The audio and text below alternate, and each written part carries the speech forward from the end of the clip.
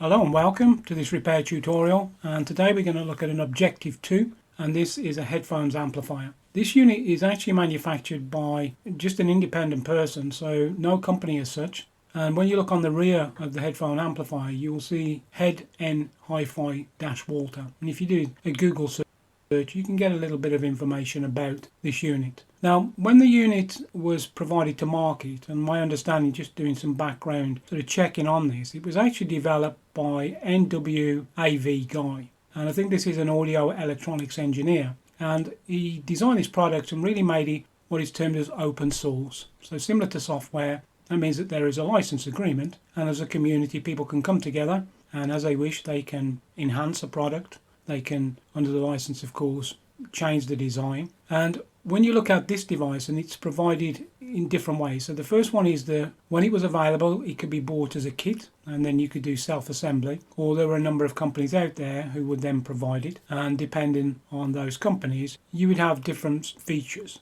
So for this amplifier or headphone amplifier, what you find is that it can be powered from an external power source, which is 15 volts AC. But when you look at the circuit board, it would have the ability, for example, to have internally batteries, which could be used to power it. And then also on this unit, you also see at the rear that there are external RCA sockets, whereas on the other units that are available, as I said, it was battery powered. And then all of the input connections came directly, input and output connections came directly on the front fascia. So you can see the specifications here, and unlike a power amplifier, you're talking in milliwatts. So you can see here frequency response is plus or minus 0.1 dB, and then 1 kHz or 150 ohms for total harmonic distortion is of course very, very low, so 0.0016%.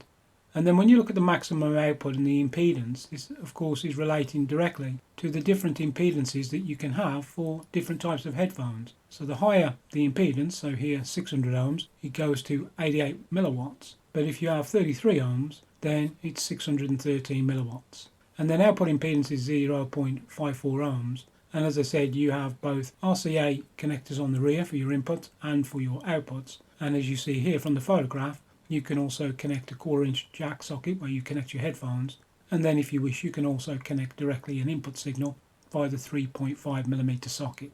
You also have an on-off switch and the power indication and the volume control. Now, depending on when you ordered these or who you ordered them from, you can actually change the gain. So here I've just put a nominal values like 2.5 times or 6.5 times or 1.5 times or 3.3 times, but on the circuit board there are small resistors which you can plug in, and then that will then set the gain of the headphone amplifier. And then weight is 255 grams, so it's not a big unit, so it's not going to be very heavy. And then for your dimensions, you can see 108.5 by 80mm by 29.5 millimeters.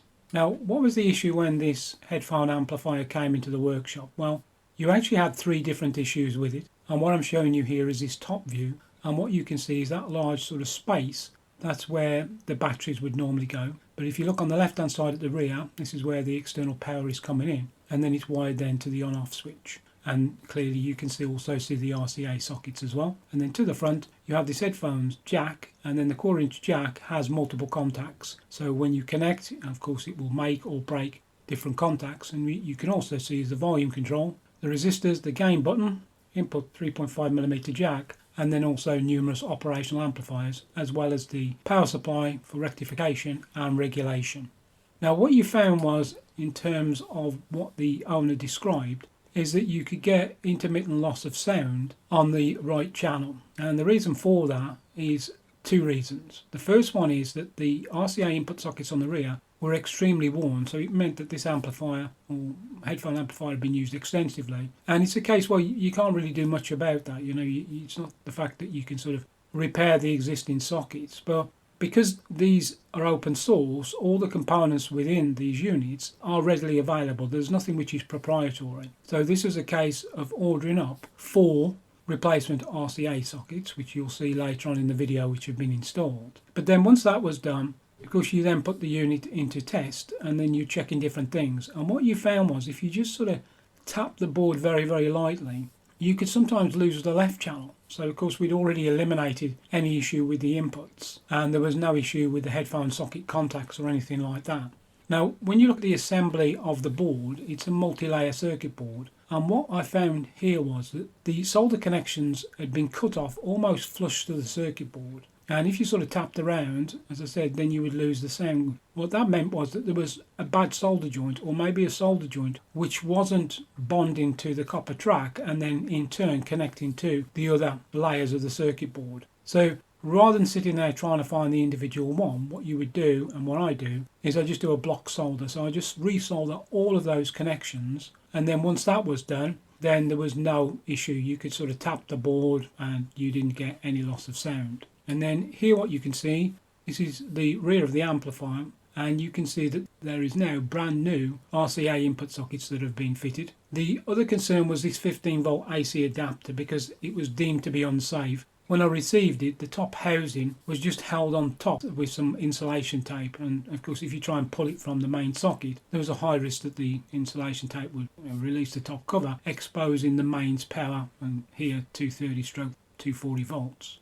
Now, once the two issues had been rectified, which was this issue with the RCA socket and also the bad solder joints, what I'm showing you now is the circuit schematic for the headphones amplifier. And just on the left hand side there's some description. You can sort of make it out, and what you can see there is the different resistors which you can then plug in to change the gain respectively. And then you can see also, as well as I'm indicating here, you have the gain switch, and you can see the individual resistors that get selected, and then the different operational amplifiers. Now, what you found was that if you operated the gain switch, you would then see a massive difference between the left and the right channel. If the gain switch wasn't pressed in, then the output from both channels was equal. So I just did a quick check just on those gain resistors just to make sure there was no problem, and they were going into circuit and there was no issue with the switching mechanism. So that goes then directly to this operational amplifier, and this is U1 on the circuit board, and you can see that it's NJM2068D, or it could be JRC. So a quick check just with the audio tracer, and I quickly verified that sure enough there was an issue with this operational amplifier. The good thing is, and as you see, all of these operational amplifiers are plugged into sockets. So rather than you having to desolder them, and because this is a multi-layer board, you just unplug the operational amplifier and then just inserting a new one and then putting it back on test, you had no distinct difference between either the left or the right channel then. And then here what you can see is the defective device. So it's a JRC device, so Japanese Radio Corporation, so a very, very well-known brand. And the final part, of course, is just to pop the unit on test. I can understand why these units were popular. The audio quality is very, very good from these, and as you saw for the total harmonic distortion, it's extremely low. And I'd say if you are able to pick these up, by all means it's worthwhile sort of doing the repair.